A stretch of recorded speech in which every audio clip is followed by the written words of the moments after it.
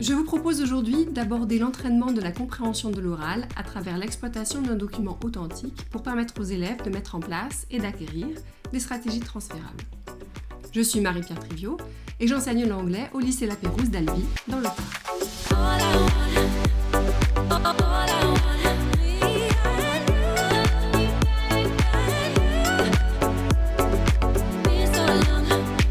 Tout d'abord, le document choisi est un document authentique didactisé, c'est-à-dire que quelques phrases ont été supprimées ou raccourcies, mais la chronologie reste la même que celle du document de départ et aucun rajout n'a été fait. La longueur du document et l'extrait qui ont été choisis l'ont été parce qu'ils sont pertinents au regard des tâches finales que j'envisage et au regard du niveau des élèves. L'ordre et la nature des repérages peuvent être différents dans d'autres documents. Ce document me paraît pertinent pour des élèves de seconde ou de troisième, pour un niveau A2-B1 donc. En seconde, on pourra l'exploiter dans l'axe les univers professionnels et le monde du travail. En troisième, dans école et société, en lien avec le parcours à venir. La tâche finale pourra être orale, sous forme d'entretien pour une expression orale en interaction, ou une vidéo de présentation de type CV vidéo, sous un intitulé de type My Resume in 180 Seconds, pour une expression orale en continu par exemple. Ce document sera l'occasion pour les élèves de parler de leurs expériences et d'actions passées, de mener un entretien en anglais, d'apprendre à faire le bilan de leurs compétences, de dire ce qu'ils aiment faire ou de parler de leur goût. Nous commencerons d'abord par une anticipation et une émission d'hypothèses. Ce document est une capture d'écran du site où j'ai trouvé le podcast. On laissera les élèves parler après avoir posé les questions « What are you going to hear? How do you know ?» Un guidage est possible par des gestes représentés par les flèches qui apparaîtront à l'écran, si possible sans parler. On s'attend à ce qu'en troisième ou en seconde, les élèves aient des réflexes pour présenter ce qu'ils voient, au moins avec des structures simples. On montre d'abord la source, BBC Scotland. We're going to listen to something. You can see the symbol there. There are episodes, so it might be a radio show or a podcast. It is from a series, so there are many episodes. The title must be Dream Job because the letters are big. We can read Computer Games Designer at the bottom. Designer is a job, so this episode must be about it. We can see a man and a woman on the picture. I think her name is Sophia, and his name must be George. On laisse les élèves émettre leurs hypothèses sans confirmer la véracité de ce qui est proposé. Il pourra être intéressant de profiter de cette capture d'écran pour réactiver, introduire les mots composés grâce à Dream Job et Computer Games Designer, afin d'éviter notamment les contresens. Certains élèves pouvant penser que Computer Games et Designer sont des noms à prendre en considération séparément, alors qu'ils forment un tout. Voici d'autres productions possibles en anticipation. There will be a man and a woman speaking. I agree with you. I'm sure the man and the girl will talk about jobs. The show is about dream jobs. It will deal with computer games, so maybe we'll hear names like GTA or Fortnite. Maybe she's his daughter. She's probably a computer games designer. I don't think so. She's too young. I think she wants to become a computer games designer. I agree. Look at her t-shirt. It's a Disney. She must be young. On laissera les élèves échanger en répartissant la parole et en intervenant le moins possible, en injectant au besoin les expressions permettant de marquer son accord ou son désaccord, ou en les inscrivant en amont dans un coin du tableau, dans une toolbox. Les hypothèses sont notées sur un pan latéral du tableau, visibles pendant l'écoute, pour que les élèves puissent s'y référer. Cette phase d'anticipation peut être l'occasion de rebrasser ou d'enrichir le lexique lié aux émissions télévisées et radiophoniques. On pourra commencer par vérifier que les élèves connaissent les définitions de ces mots en français, tous n'étant pas familiers avec le podcast, notamment en proposant une définition en anglais. How do you call the person who introduces the topic and the other people of the show?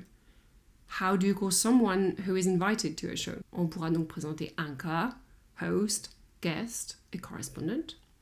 Et on posera des questions de même type pour faire trouver interviewer, interviewee, report, documentary, news, a series, a special, daily, weekly, monthly, etc.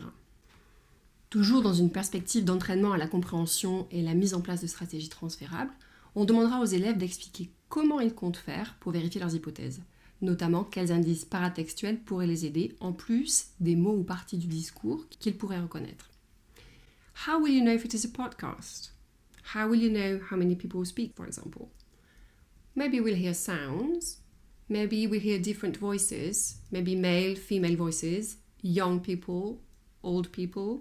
Maybe if it is an interview, we will hear questions, ce qui nous permettra d'accéder à la situation d'énonciation avec ces repérages. Ces mots-clés resteront affichés au tableau. On peut aussi demander aux élèves s'ils pensent entendre les mots dream jobs, s'ils pensent entendre des noms, notamment Sophia George, maybe a male's name, maybe Fortnite or GTA. La consigne de première écoute est simple. Listen and check your hypotheses. Nous allons maintenant écouter le podcast en son entier. Je vous retrouve dans 1 minute 15. I'd like to be an animator or a vet, and I think I'd like to be an animator because I like drawing and doing art, or a vet because I like animals. My dream job is to be a history teacher. My dream jobs are to be like an artist, a visual development artist. I did my research. And I'd also like to be a professional ladies footballer.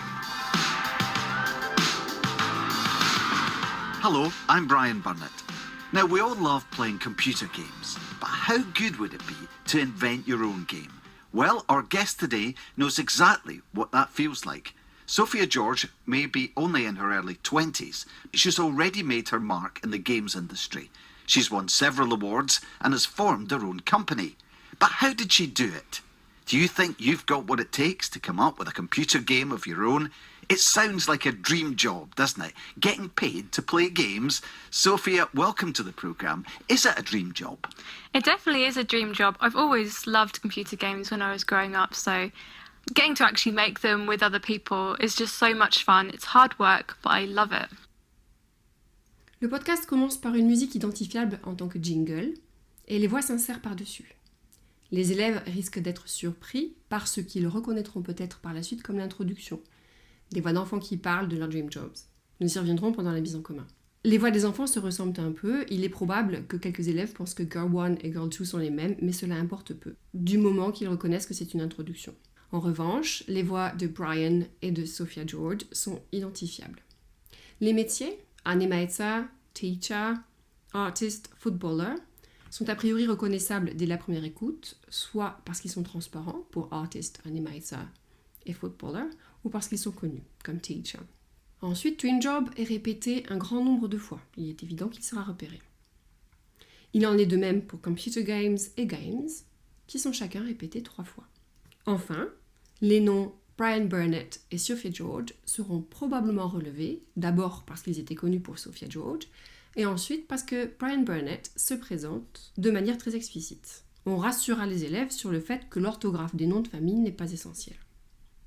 Pour la mise en commun de ces repérages et la vérification des hypothèses, on essaiera de donner la parole aux élèves les plus en difficulté en premier afin de partir de ce que eux ont repéré pour les aider à développer des stratégies. Pour des raisons de praticité et de présentation, les éléments seront présentés ici de façon linéaire et logique, mais il faut s'attendre à des productions et des propositions dans le désordre, ce qui n'a pas d'importance tant que les élèves créent des réseaux de sens.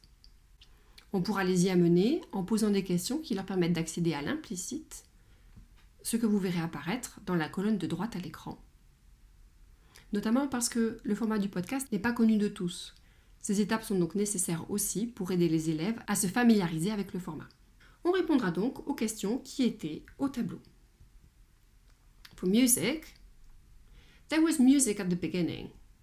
It is certainly the beginning of a show or of a podcast or a program. How many voices did we hear?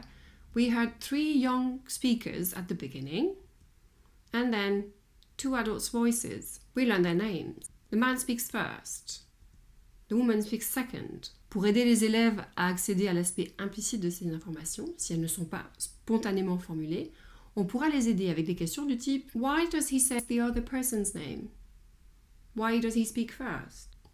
He introduces Sophia. Welcome to the program. Maybe he's the host and she's the guest. » Également, il ne sera pas évident pour tous que les propos prononcés en même temps que la musique font partie de l'introduction. Enfin, pour jobs, animator, footballer, teacher, artist, on demandera aux élèves d'essayer de faire le lien entre qui dit quoi. Do you remember who says he's an animator? It's voice number 1. Who is a teacher? It's voice number 2. Enfin, which words are repeated? Well, computer games and dream job and Sophia. Why so? Well, probably because together they are the main topic. The main topic of the podcast may be Sophia's dream job, which is computer games. Parallèlement, afin d'amener les élèves à travailler sur leur prise de notes et pour leur montrer comment procéder, on essaiera de noter les fragments compris à l'endroit où ils s'insèrent dans le script, même ceux qui sont erronés, notés en bleu ici. On proposera aux élèves de reformuler et de récapituler ce qu'ils pensent avoir compris.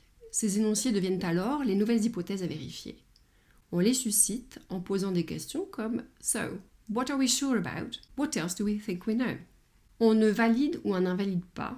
Les élèves doivent apprendre à émettre et à vérifier leurs hypothèses seuls, au fur et à mesure des écoutes successives et à partir de réflexions personnelles. Voici des exemples d'énoncés de phrases qui seront produits à l'oral par les élèves. Au sujet de animator, footballer, artist, teacher, these are the jobs the children like. Or maybe their parents' jobs. No, I don't think so. She said, I'd like to be an animator. I agree. The other said, my dream job is teacher.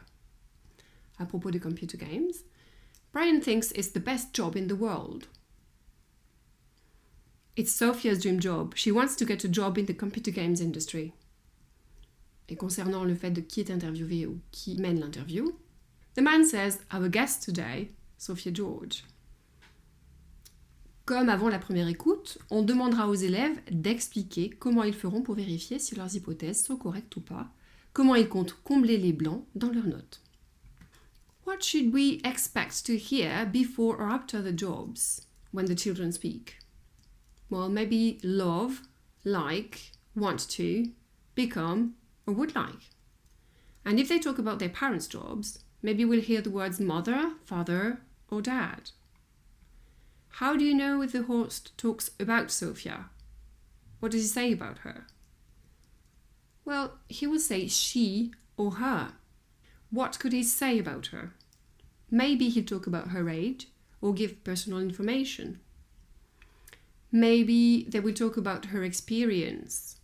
Maybe they talk about actions like study or learn, want to, invent, become, make or made. In a show or a program, the host asks questions and he introduces the guest. So, do you think you will hear questions? Si besoin à ce moment-là, on pourra rappeler la construction des questions. C'est un moyen de les repérer, notamment avec l'occurrence des auxiliaires did, do, were, was, am, are, etc., ainsi que les modaux et les pronoms interrogatifs. On pourrait rappeler aux élèves qu'il est aussi possible de repérer les questions fermées par leur intonation montante. On demandera aux élèves, de nouveau, listen and check your hypothesis, mais en consigne complémentaire, concentrate on the stressed words, parce que les verbes feront partie de ces mots accentués dans le discours de Brian Burnett. Après 2 écoutes supplémentaires, les notes du tableau principal devraient passer de ceci à cela.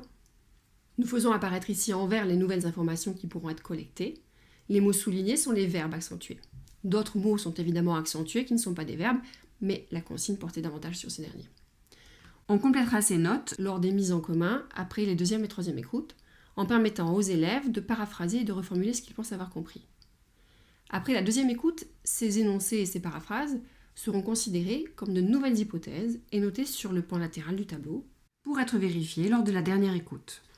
Il est difficile d'estimer ce qui sera repéré et dans quel ordre entre la première et la seconde écoute. Ce texte à trous qui représente les notes prises au tableau est incomplet et comprend encore des éléments erronés, mais le but n'est pas de reconstituer un script. Les données qu'il comprend sont largement suffisantes pour extraire les idées principales et pour proposer un résumé qui sera la trace écrite.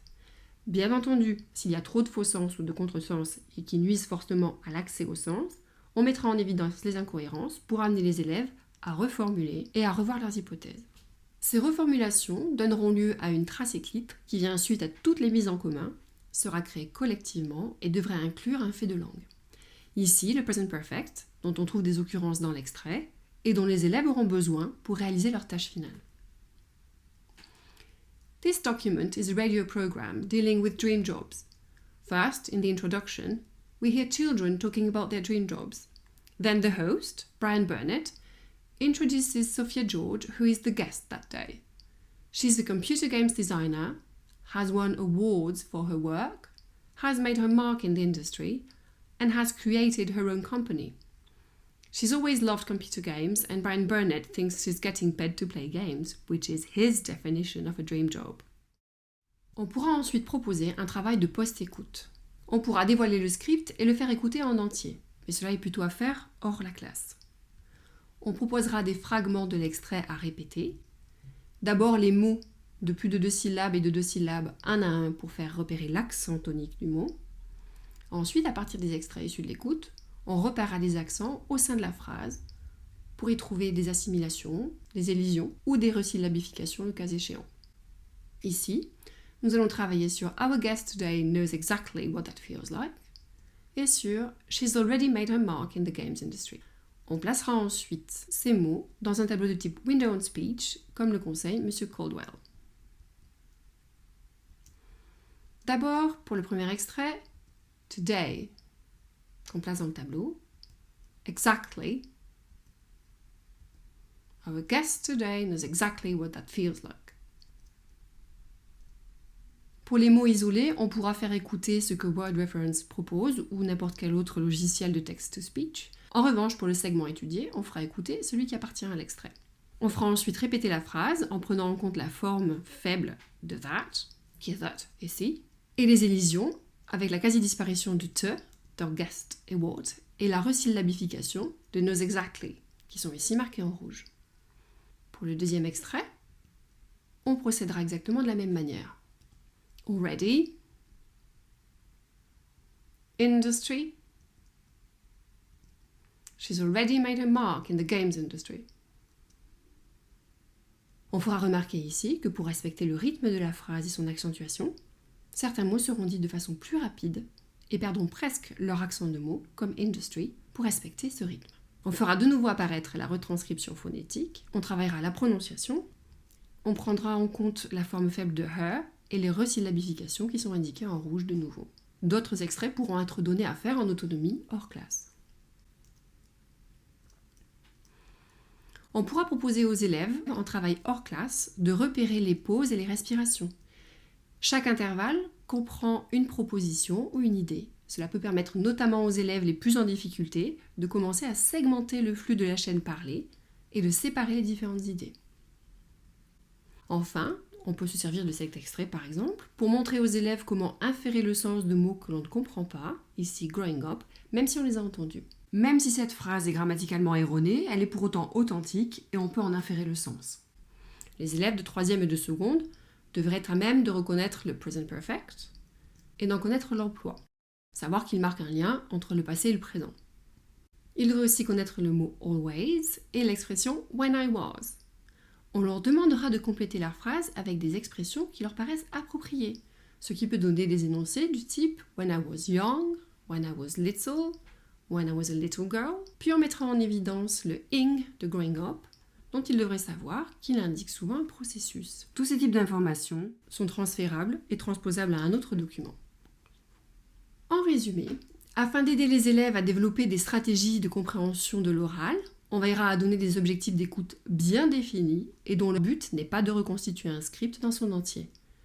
Toute écoute doit être dédiée à l'étude de phénomènes dont le repérage permet de bâtir du sens et d'acquérir des compétences transférables, comme repérer les intonations, les schémas accentuels, des formes faibles, les répétitions, etc.